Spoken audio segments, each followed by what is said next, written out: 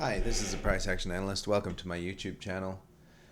Today I just want to talk about a Tesla trade that I took, an options trade. So we're talking about TSLA. So I've taken a screenshot of the position from my broker, my order screen, my account. I obviously cut my account information out of there, so this is as good as it's gonna get proof wise. So I took it today. It's the 12th today, 9:54, and so I bought a 1465 call option and sold a 1470 for a net debit of, it was 227, and then with fees it was 236. So that's the option trade proof. So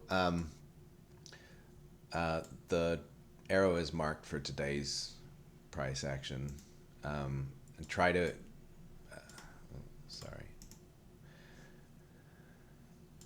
try to imagine that today's candle's not painted in, so we're talking about that.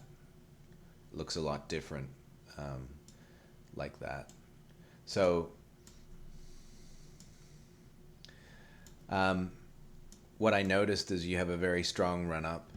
Prices pushed out of the Bollinger Band with a wick, and so that area is going to act as resistance. And importantly, prices pushed up into that area, and you've seen resistance off of that. So I mean, this is a very good short-term trade.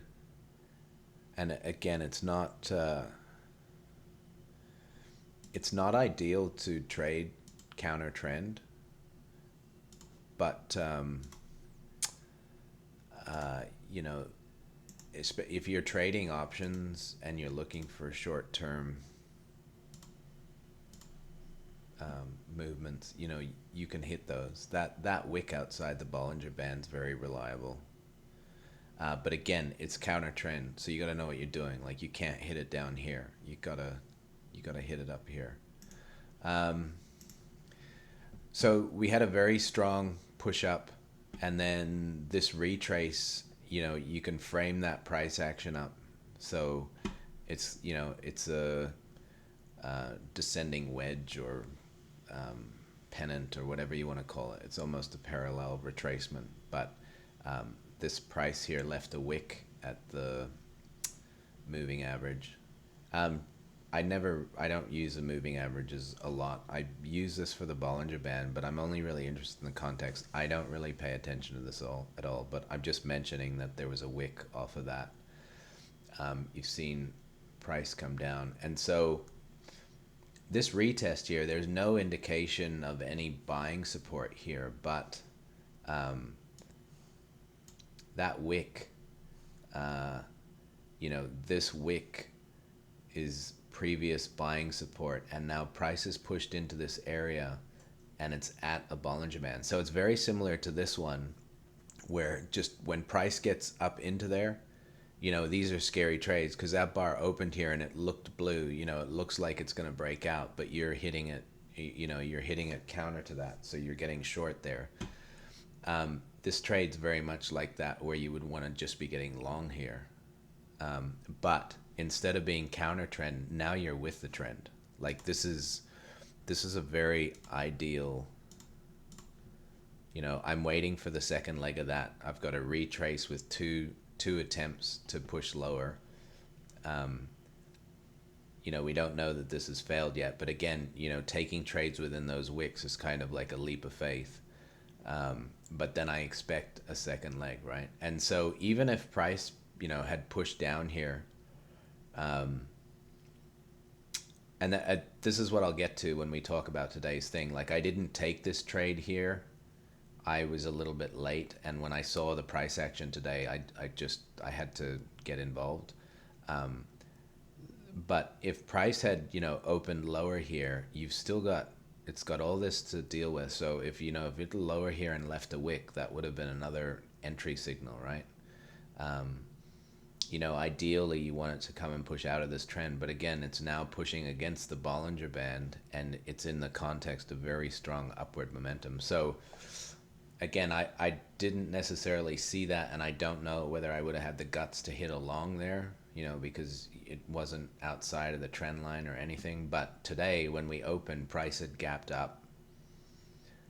And actually, when I saw it, it was below my strike prices. So the blue lines are my option strike prices. So we'll go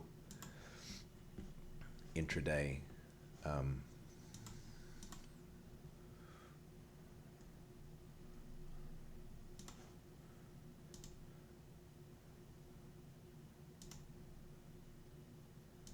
So that's the bar.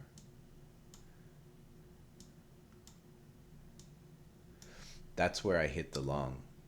So what had happened was price opened here, and these are 10-minute bars, and it had moved down.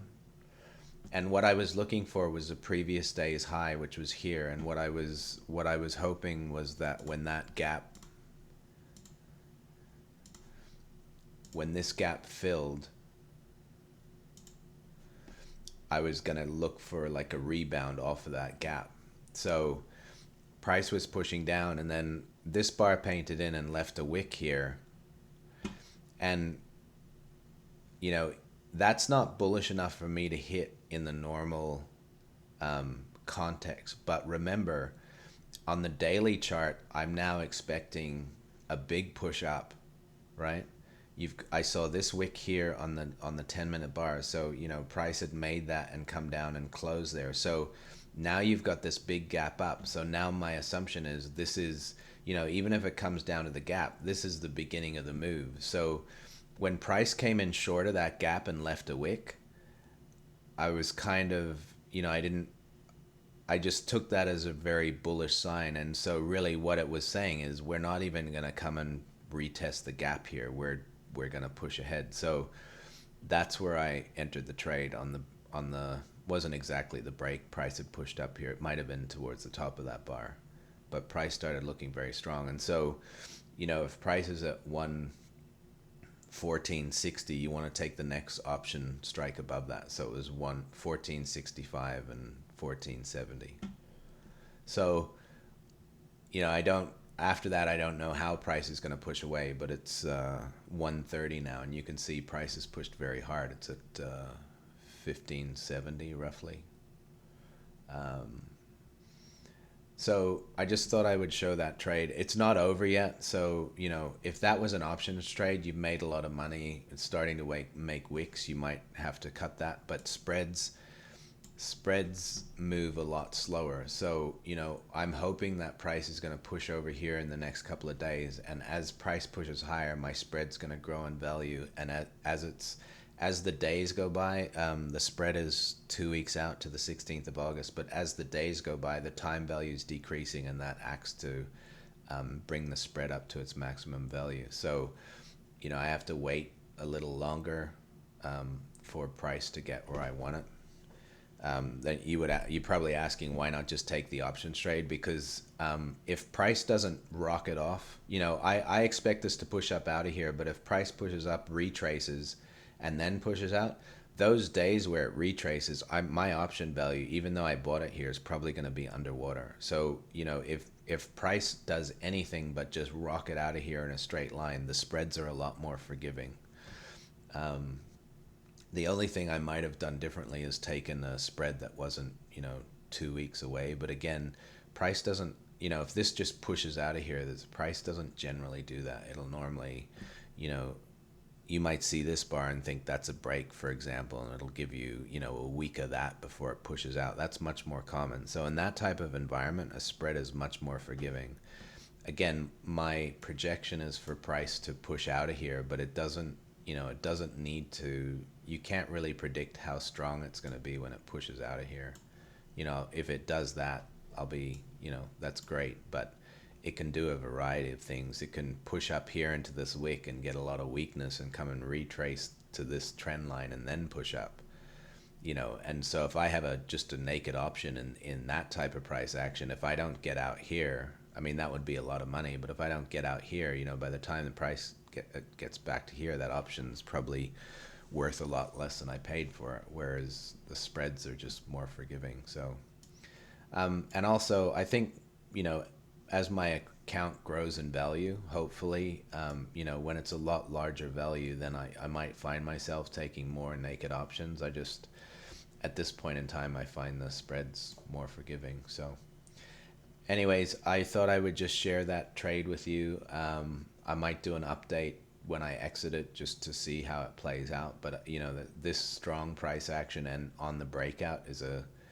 good signal that price is going to continue higher. So, the projections there, you would at least expect, a test into the higher end of this wick, especially if there's strength coming into it. So by the time it gets there, my spread should be hopefully close to where I want it. Again, I paid 2.26, 2.27, 2.36 with fees, and so the maximum value of that spread will be 500. So I probably look to get out of it at 4.5. So hopefully when we're up there, it'll be close to that value. Anyways, I'll leave that there.